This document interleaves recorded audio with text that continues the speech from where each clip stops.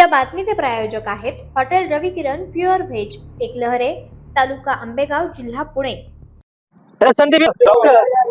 या ठिकाणी हा हॉटस्पॉट तयार झालेला आहे। अनेक कर्मचारी प्लॅन केलेले आहे। येणाऱ्या दिवसामध्ये कळमकडून आणि कळमच्या आसपासच्या 17-18 वाड्या आहेत, या वाड्याची लहान लहान मुलं जी अण्णासाहेब आवटी कॉलेजला जात असतात, आपली पण नागरिक जात असतात, पेट्रोल पंपवर जाणारे नागरिक असतात, इकडं आपलं देवस्थान आहे श्यामधर बाबा देवस्थान, इकडे पण जाणारे नागरिक असतात। जीव धोक्यात आहे।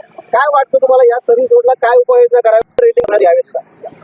काय झाले सांगितलं होतं की जो तोडफोड केली ना कशा त्याचं लेआउट त्याची अलाइनमेंट जी कोणी चेंज केली ते तुम्हाला सांगा। आता हा एक पद्धत फक्त कळमच्या लोकांना इकडून जायला लागते, रोज येताना इकडून गाड्या अंगावर येतात या पद्धतीने, पुढून येण्या गाडीवाल्याला कळत नाही आता इकडून जायचं इकडे येते लेफ्टला ठेवायची।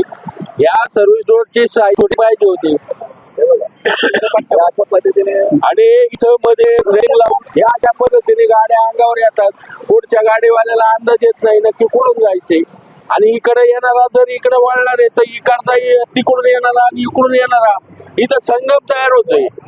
याचा काहीतरी विचार केला पाहिजे ना याच्या लोकांनी। आणि आतापर्यंत किती इथं मृत्युमुखी पडले लोक, त्याचा कोणी विचार करत नाही।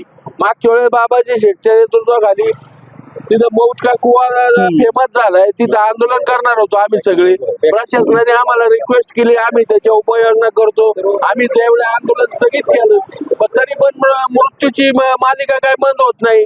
काल परवा आता कॉलेजची 2 पोरं उडवली, बिचाऱ्यात 2 कुटुंब उजाडली। मग या अशा पद्धतीने जर होणार असेल त्याच्यावर येण्याची आणि कायमस्वरूपी काहीतरी उपाययोजना शोधली पाहिजे। बरोबर।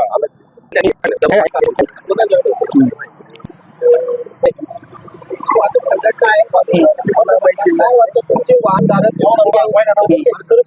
काय वाटतं? नाही, सर्वप्रथम वाहतूक सेनेच्या वतीने मी एनएचचा निषेध करीत आहे, कारण अतिशय गैरकारभार आहे एनएचवाल्यांचा। मी वेळोवेळी यांच्याशी संवाद साधून अक्षरशः पार खेळणं मेदगे साहेब यांच्याशी देखील संवाद साधून पत्रव्यवहार करून यांना या अपघात संदर्भात माहिती दिलेली आहे, पण याचं एनएचवाले ना एकदम निष्काळजीपणाने काळजाच्या डुकरासारखं वागत आहे, कुठल्याही प्रकारची इथं दक्षता घेत नाही। आता हा मंचरला जाणारा हा बाय रोड सर्व्हिस रस्ता आहे, हा जागेवर तिकडून गाड्या डायरेक्ट स्पीड मध्ये येतात, त्याला सुद्धा असा मंचर सिटीसाठी जाणारा वेग नाही। आणि हा जो तुमचा आता कळमचा बायपास जो गाजलेला आहे मौतका कुवा म्हणून, तो जागेवर वळण्यावर स्पीड ब्रेकर असल्यामुळे गाड्या अचानक येऊन स्पीड ब्रेक दाबतात आणि एकामेकावर त्याचा अपघात होतो, त्याच्यामुळे लोक त्या निष्पाप लोकांचा बळी जात आहे।